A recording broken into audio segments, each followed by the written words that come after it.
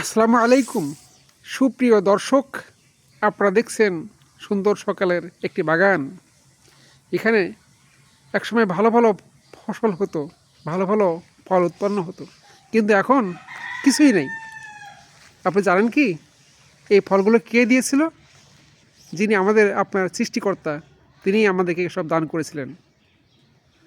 তিনি চাইলে এই বাগানকে আবার পরিপূর্ণ ফলে পরিণত করে দিতে পারেন।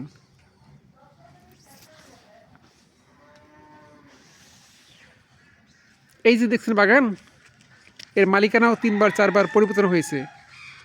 আসলে যারা যখন মালিক ছিল তারা বুঝতেই পারেনি যে তাদের হাতে এই জায়গা থাকবে না, পরিবর্তন হয়ে যাবে।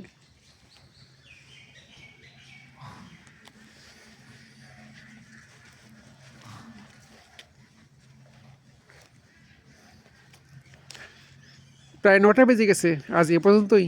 সবাই ভালো থাকেন। আল্লাহ হাফেজ।